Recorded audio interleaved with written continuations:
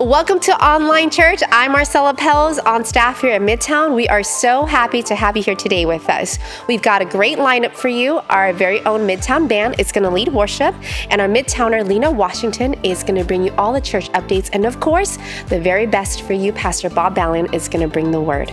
Now, if you're new around here, we want to welcome you and we'll let you know we have a great Midtown newsletter to catch you up on all things Midtown. All you have to do is text Midtown to 56316. And if you're not texting us yet, please do so because we love to text you back, buddy to buddy, to make sure you know all of the Midtown updates that are happening here, whether it's on site, online, or whatever news we have through Midtown. We want to be able to bring it to you. So listen, we want to do church with you online, but we want to be able to chat with you. So hop on the chat, tell us where you're from, and I'd love to find out what you're having for breakfast because my favorite right now is biscuits and gravy. And so tell me what you're having, tell us what you're doing out there and where you're watching from, whether you're the families or friends. We'd love to find out, and we want you to enjoy service, sit back and relax. So you know how we do it at Midtown, we get down. So enjoy service and enjoy your day.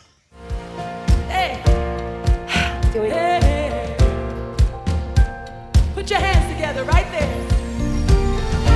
We love to call your name. It's something we cannot explain. That happens when we proclaim your great name. Your great name. We love to call your name. We cannot explain.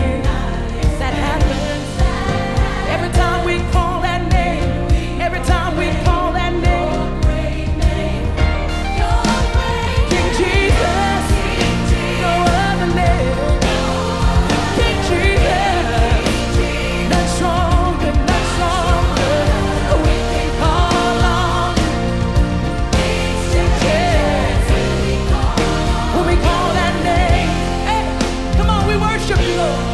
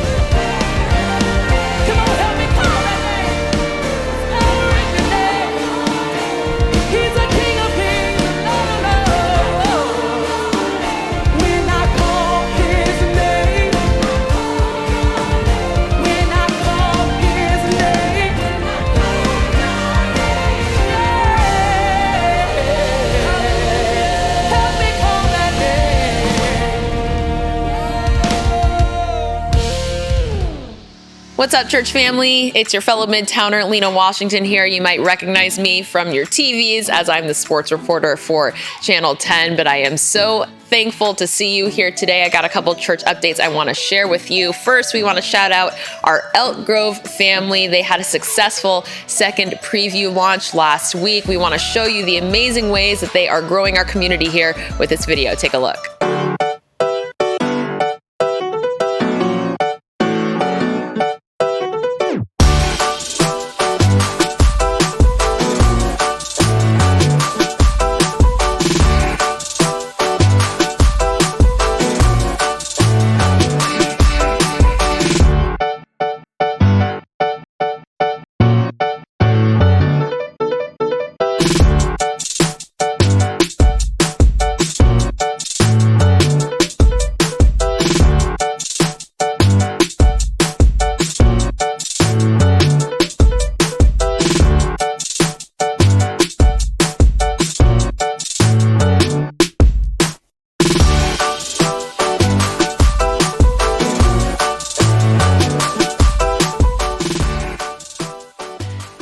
So we invite you to our third Elk Grove preview. It's coming up on June 6th at 11 o'clock. It'll be outdoors at District 56. If you want to RSVP, you can text just EG RSVP to 56316. You can also just hold up your camera on your phone, scan this QR code on your screen. It'll take you there. You can find out more information. But of course, we are back in the building here on campus. We are on site and back with services here. We are socially distance, plenty of room here. We're masked up, and we hope to see you out here on Sunday. We have even a family lounge for you, your friends, and your kids to enjoy, and we want to welcome you back here for services beginning at 9 o'clock in the morning, 10:30, and noon here. Again, you can stay up to date on the latest on all things Midtown by just texting the word Midtown to 56316. Scan the QR code as well to stay up to date on church sermon notes, all the latest to get connected here as we continue to grow and work here at our Midtown campus. And of course, now it's time for our favorite part of the day. It is offering time. And we say here, you don't give to Midtown, you give through Midtown. And we know the Lord loves a cheerful giver. So whether you are part of our Elk Grove family, our Midtown family, or just joining our church family here, we are so thankful to have you. And we invite you to give however you can, however you see fit. You can just text the word give to 56316. You'll have an option for the Midtown or the Elk Grove campus. But of course, we welcome all of you to continue to give our community a word from the Lord here and see the ways that He is moving and growing us here. Thanks so much, church. Now let's continue to worship. Before I spoke a word, you were singing over me. You have been so, so good to me. Before I took a breath, you breathe your life in me. Oh, you have been so, so kind to me. And all the overwhelming, never-ending, reckless love of God. Oh, it chases me down, fights till I'm found, leaves the 99. I couldn't earn it, I don't deserve it. Still, you give yourself away. Oh, the overwhelming, never-ending, reckless love of God. When I was your foe, still your love fought for me. You have been so, so good to me. Yeah, yeah. When I felt no worth, you paid it all for me. Yes, you did. You have been so, so kind to me. And oh, the overwhelming, never-ending, reckless love of God.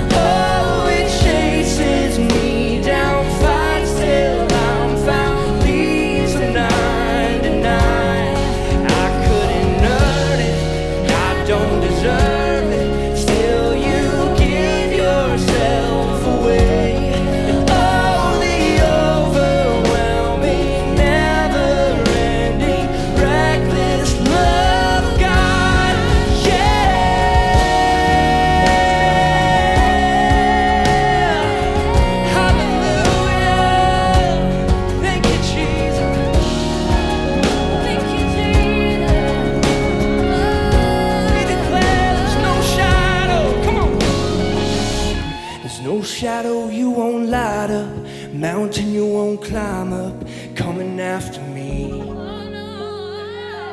There's no wall you won't kick down, lie you won't tear down, coming after me. No shadow, there's no shadow you won't light up, mountain you won't climb up, coming after me. There's no wall you won't kick down, lie you won't tear down, coming after me.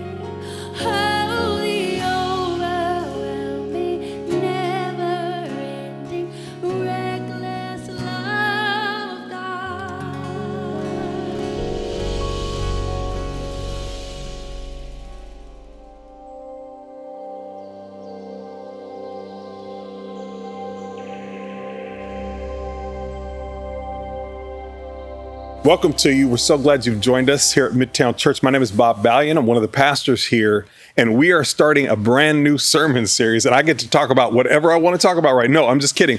We are in a brand new sermon series entitled, Who Am I? Finding Your Identity in Christ. And we just completed a sermon series entitled, Who Are We? Understanding the Biblical Mission of the Church. And now we're jumping into something that's more about the individual of the church. It's about ourselves. We're going to be talking about who you and I are supposed to be in Christ. And God talks a lot about that in the Bible. Matter of fact, your identity is not found in who you are at work, what your title is, what your position is. Your identity is not found in who your guidance counselor in high school said you are. It's found in who God says you are. We're going to walk you through that. And I start out the series by saying there's a massive amount of import in meaning in a name. There's a massive amount of import in naming children and families, per se, in naming companies, in naming teams. And in the Bible, God gave special people special names as well. Many times people were given special nicknames in the Bible and names in the Bible. And many times we do that in life. People are given special nicknames that sort of symbolically represent who they are or who they will be in the future. For example, obviously sports are huge to me. One of the greatest heavyweight champions of all time is a gentleman named Smokin' Joe Frazier. And he was given the nickname Smokin' Joe Frazier by his trainer, Yank Durham. And Yank Durham used to say that Joe threw so many hard punches that a little bit of smoke would start popping off of his gloves once he really got going and hitting his opponents in the face. He said you could see a little bit of smoke popping up. So they called him Smokin' Joe Frazier. The infamous mob boss and crime leader, John Gotti, he was accused of a lot of crimes. He went to court accused of murder on several occasions, but nothing would ever stick. He always got out of the accusations. They called him the Teflon Don because nothing would ever stick. Julius Erving, the great basketball player, was called Dr. J because when he was young, people would say he was operating on his opponents and he was doing surgery on the court. So names can represent who a person is and what they've done, what they've accomplished. And as I said, people name their children particular names for different reasons. My guy, Dwayne Perkins, who is a comedian from Brooklyn, he says that he has a sister named Tashana, and he said his sister has a daughter and she named her daughter Skylar. And Dwayne said that he didn't really like his niece's name because he said it's kind of, trending too far suburban for him, for a kid coming up from Brooklyn, Skylar. So he asked his sister, why did you name Skylar? And his sister said, well, Dwayne, my name is Tashana, and we have a sister named Talisha, and we have another sister named Tajima, and your name is Dwayne. Mom and dad went real urban, so I thought we needed to balance that thing out a little bit and go a little suburban, so we named her Skylar. People give names for all kinds of different reasons. God gave some great people some great names in the Bible. One primary example is that God took Abram, which meant high father. When Abraham was Abram, he was a man that wasn't sure of his place in history. He was a man who wasn't sure of who he was in life. And God renamed him Abraham, which meant father of many, which is what he was to become. God kind of projected him out. And when Paul was Saul, he was persecuting people, and he was really on his way to the wrath of God. He was killing Christians. But when God changed his name to Paul, he became the world's greatest church planter. He became one of the greatest Christians in the history of the church. Names say a lot about who you are, who you've been, and who you will become. The naming and the renaming of people can many times rebrand people and ultimately can totally change the trajectory of their life. So let's look at a passage wherein Jesus sort of rebrands all of us. And he was rebranding his disciples that were around him back in the first century. And by giving them a new identity, he sort of altered their trajectory. He got them realigned for ministry, and he got them in line with their destiny, just like he wants us in line with our destiny. Sort of like, Return of the Jedi. This is your destiny, Luke Skywalker, kind of a Star Wars thing. So we're in Matthew 5, verse 13. And just for context, Jesus has just walked his people through the Beatitudes, and we all should read the Beatitudes on a regular basis because Jesus is telling people and telling us what he thinks are things that God thinks are important. So we should think those things are important. And he's hitting them over the head with this new kind of radical, revolutionary stuff. And now he hits them with the nickname, their new name, and he rebrands them, and he rebrands us at the same time. It's Matthew 5, verse 13a, and it says, "You are the salt of the earth." You, my disciples, you, anyone who follows me, you are the salt of the earth. And first point in your outline, if you're keeping score today, being salt isn't something you do. It's something you are, period. You can't act like salt. You can't dress like salt. You can't talk like salt. You are either salt or you are not salt. And God says his people are salt. Now, if someone gave us that nickname today, that wouldn't provoke a whole lot of imagery for us, because we think of salt primarily as a seasoning, primarily as a taste enhancer. So when he rebrands us as salt, maybe we see salt and pepper shakers. Maybe it's the first thing that pops in your head. Maybe some of us might think about the 90s rap artists, Salt and Pepper. But I think most of us who are my age or older think of high blood pressure, too many potato chips, something like that. Neither would we be able to imagine how valuable salt was in Jesus' day. So salt was used to pay workers' salary in Jesus' day. That's actually where the word salary comes from. The Latin word sal means salt. We get our word salary from. In our day, when is the last time, we don't think salt's very valuable at this point, When's the last time you finished one of those big blue barrels of Morton salt, right? I think the one in our kitchen cabinet might have been passed down from us or to us from Taylor's grandmother. It's that old. In your lifetime as a customer of Morton salt, you might, they might get $4 off you. Salt is not very valuable now. In the last 15 years, we've had 3 houses, about 8 vehicles, and 1 Morton salt barrel. But the people Jesus was talking to back in his day, they knew exactly what Jesus was talking about. Back then, salt was a food preserver. It was the refrigerant of the ancient world. Salt kept valuable foods from spoiling. Salt kept things from going rotten. In essence, he was saying, you are the preserver of the entire world. So in your outline, you are a preservative. Your presence in the world is like salt preserving valuable meat back in the first century. The spoiling that is happening around you in the Roman world and around us in our world today, you can just see all of the rotting happening around us. You are going to be able to slow that spoiling down, not only because of your gifts, not only because of your works, not only because of your service, but basically just by your presence, just being there, you are helping keeping things from spoiling. And a key insight about salt in your outline is this. Number 2, a little bit of salt goes a long way, right? A little bit of salt goes a long way. Any bakers in the house, any chefs in the house, if you ever forgot to put a teaspoon of salt in the cookie dough you were mixing or in the cake batter you were mixing, after you got your bread or your cookies or your cake baked and you taste it, it's all bad. It tastes like wood. It tastes like dirt. If you forgot one little teaspoon of salt in a big bowl of cookie dough, the cookies got turned into mud because that little bit of salt goes a long way and it adds, second bullet in your outline, you add flavor. You add flavor to the world.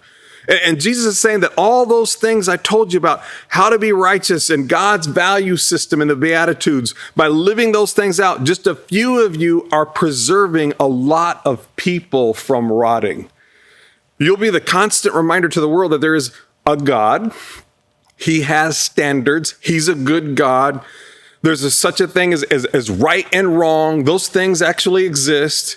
And there are consequences for poor actions. You are the salt of the earth. And I guarantee you that as they listened to Jesus back then, they sat there and they thought some of the same things that we think now 2,000 years later. They were thinking, how can I possibly be the salt of the earth? I have no leverage. I have no power. I have no influence. The Jews were kind of they were the forgotten about people back then. And most of all, they were thinking, oh, by the way, Jesus, we aren't even living the righteous lifestyle ourselves. How can we preserve anything? But Jesus keeps it moving because he needed to shift their paradigm. Righteous doesn't mean perfect. Righteous means blessed. And he needed them to understand something that we need to understand now, something that we don't understand now, that without our presence, our families, our businesses, our churches, our schools, our organizations would begin to spoil, and they'd spoil quick. It's only because of Jesus that those of us who have fully committed to his teachings and have fully, not partially, but fully deferred to God's ways are a little ahead of the rest of the world in this area. And don't hear me wrong, because we certainly aren't perfect. But for the most part, those of us that have truly understood God's mandates believe that all humans have equal value in the eyes of God. Every human is a creation of God. And because of that, every human has deep, intrinsic, innate value. And that's another reason why the world is just a better place, just because you're in it, period. And we assume that all other people feel the same way, and they don't.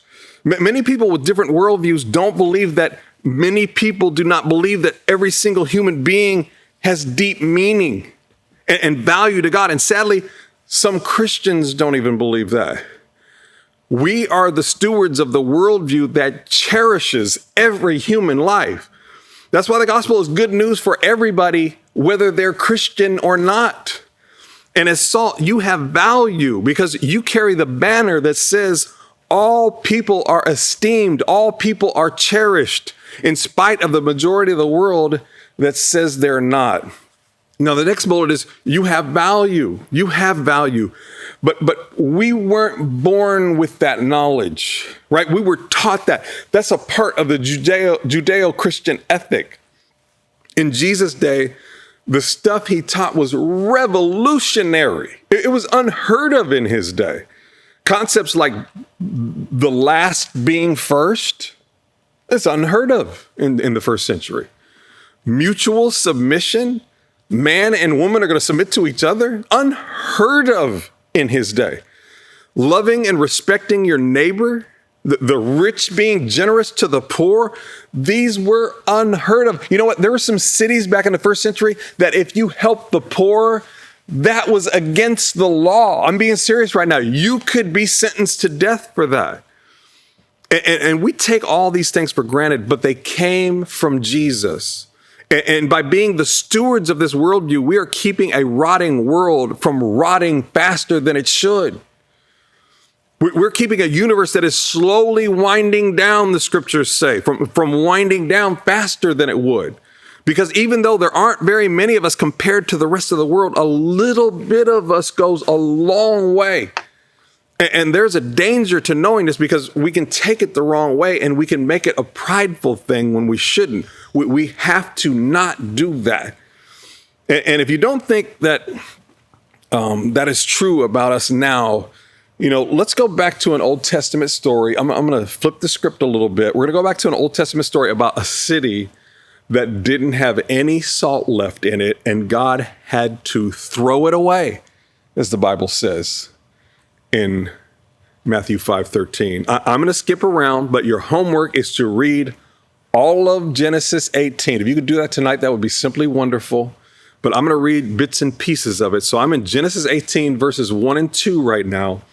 And it says this: The Lord appeared to Abraham near the great trees of Mamre while he was sitting at the entrance to his tent in the heat of the day. Abraham looked up and saw 3 men standing nearby. When he saw them, he hurried from the entrance of his tent to meet them and bowed low to the ground. So the Lord appears to Abraham as a man. This happens in the Old Testament several times. It's called a theophany. And Abraham sees 2 others with him. Angels, maybe. The Trinity appearing as men, maybe. We're not real sure. The Bible isn't really descriptive on this. And Abraham bows down to them, brings them into his luxurious, 4-bedroom, 3-bath tent, and he fixes them a meal.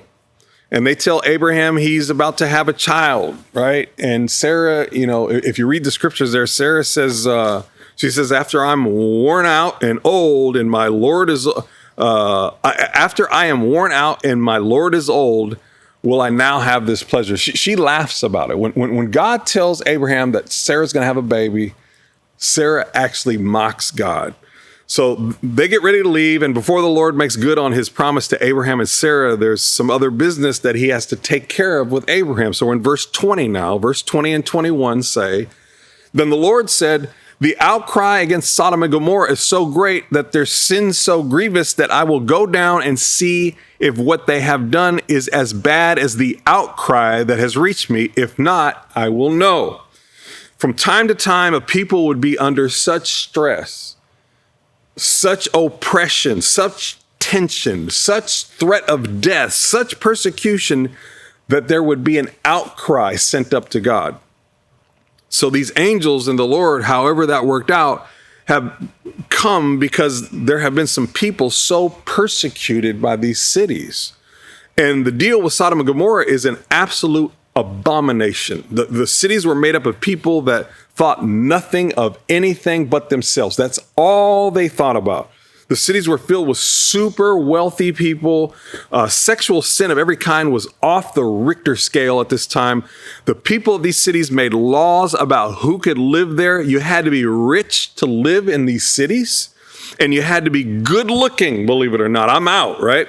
Check this out. Charity was against the law, like I said earlier. If someone wanted to help, you could do whatever you wanted to do to them or to the person who tried to help them. So not only could you kill somebody who wanted to help somebody, but you could do whatever you wanted to do to the person who tried to help them. You could enslave them, you could murder them, you could rape them, whatever you wanted to do. The cities were an abomination to God and to us, quite frankly.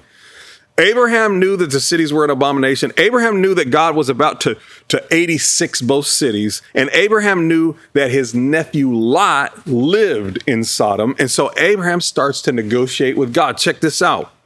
Verse 23, will you sweep away the righteous and the wicked? God, are you really going to kill good people because of all the bad people? Lord, I know it's a horrible place with some horrible people, but you can't do that. Verse 24, what if there are 50 righteous people in the city? Will you really sweep it away and not spare the place for the sake of 50 righteous people in it? Now just for clarity, Sodom is a city of about, 2,500 people. And Abraham is saying, won't you spare the city if there are 50 good people in it, 50 people who trust you? And then he actually has a nerve to kind of guilt trip God. Okay, listen to this, verse 25. Far be it from you to do such a thing, to kill the righteous with the wicked, treating the righteous and the wicked alike. Far be it from you. Will not the judge of all the earth do right? Listen to Abraham. They kind of work in God, right? Sounds like he practiced that guilt trip and rehearsed it pretty well before he hit God with that. And then we get a sneak preview into God's character. Look at what God says in response. Verse 26. The Lord said, if I find 50 righteous people in the city of Sodom, I will spare the whole place for their sake. God says, you're negotiating with me. Okay, I see you negotiating. Show me 50 righteous people in the whole city and I'll spare the whole place.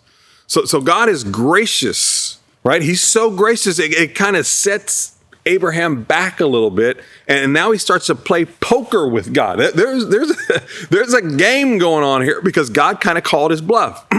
Verse 27a. Then Abraham spoke up again. Now that I have been so bold as to speak to the Lord, though I am nothing but dust and ashes, what if the number of righteous is 5 less than 50? Will you destroy the whole city because of 5 people? I love how Abraham words that. I mean, you got to give Abraham his respect right there. He negotiated the number down to 45, but since 45 is only 5 less than 50, and God, you already said you'd spare the city if it had 50 righteous people, then really, if there were only 45 and you wiped out the whole city, you'd really be doing it over 5 people. I mean, Abraham is working God right there. I mean, if Abraham negotiated our transfer from Bayside, we would have been finished with a deal already. I wish he was my agent, right? Verse 27b. If I find 45 there, he said, I will not destroy it. And what we're starting to find out about God is that he sees righteousness the same way Jesus sees salt. Number 2 in your outline, a little bit of righteousness generates a lot of impact. God is saying when there are only 45 righteous people out of the 2,500 vile, wicked people, I will spare them all because a little bit of righteousness goes a long way with me. There's something in the character of God that does not want to rush to punish or judge people. You have to know that. So much that if you read the next few verses, they went back and forth all the way down to 10 people. And God said, if you give me 10 righteous people in this me-forsaken city, because it's God talking, right? I will spare the whole gruesome lot of them. Now, those of us who know the rest of the story know that apparently there weren't even 10. And God had to destroy the cities of both Sodom and Gomorrah. But Lot, Abraham's nephew, and his family were spared, but the cities went up in flames. So what's the implication of this dialogue? The Bible is clear. The presence of righteousness preserves even the unrighteous. The presence of righteousness preserves even the unrighteous. God's willing to stall off giving people the consequences they have coming to them as long as there are a few righteous people within their context. And the reason God stalls on retribution is because as long as there is the presence of righteousness, there remains hope for a business or for a city or for a community or for a nation or for a church, for a family, for a team, as long as there's a little bit of righteousness. And in our day, that little bit of righteousness is us. That's who you are. That's who I am. That's who we are as the church, the members of the body, the disciples of Christ. Going back to our initial text, Matthew 5, verse 13b says, but if the salt loses its saltiness, how can it be made salty again? It is no longer good for anything except to be thrown out and trampled by men. And there's a lot of symbolism there, but it's just like what happened to Sodom and Gomorrah. The Greek, therefore, loses its saltiness is one word. It's moraino, and it means to make foolish or to avoid wisdom. And it's where we get the word moron from in the English. And it's a little play on words. And Jesus is saying, you are the wisdom of the world. You are the salt of the world. You're also the wisdom of the world. You are the common sense of the world as the salt of the world. And if the wisdom becomes foolish, if the common sense of the world has no sense, if the accountability of the world becomes unaccountable, then we have a serious problem, Houston. Then there is no hope. You are either the salt of the earth or you are not. But you, my friends, you are the salt of the earth. And I just want to tell you all, I want all of you to know that the timing is just right for our restart here at Midtown Covenant Church. The timing is perfect for us to clearly communicate who our church is and who we are as individuals, as salt and light. You'll be hearing about that next week in our community. Midtown Covenant Church, the source of hope, health, and healing. It's a good time for God to be rebranding us. It's perfect. So the rebrand, the transition out of Bayside and into our sole purpose as a church is happening in June. You're going to get all of the information here in about a week and a half. But I do want to speak to some of our congregation at this time.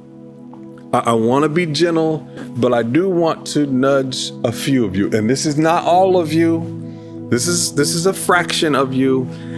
At some level, at some time, we need our vaccinated, protected, healthy people back at church to serve. Now, there's a lot of them that have come back. And it's difficult to be the salt of the earth, honestly, on a Zoom call. It's difficult to be the light of the world on Microsoft Teams. It's difficult to be the army that's going to be the source of hope and health and healing to a community that desperately needs it right now, while only being an online part of the congregation. And please do not misquote me. Can you worship online? Of course. Can you be a member of the body online? Of course. Can you stay connected to God online? Absolutely. And some of you have health concerns that preclude on-site anything right now? Do we still need to wait for a short period of time for children's ministry? Of course. We need to get all those things figured out. But there is a fraction of our congregation right now which has simply gotten a little too comfortable at home. And we want you to pray about jumping back in on site and helping us edify and equip all of these new people that God has sent us. When you come back to church, you're barely going to recognize us. And let's turn ourselves loose on the city and be the salt of the earth and the salt of the community that God says you are. God bless you. We'll see you soon.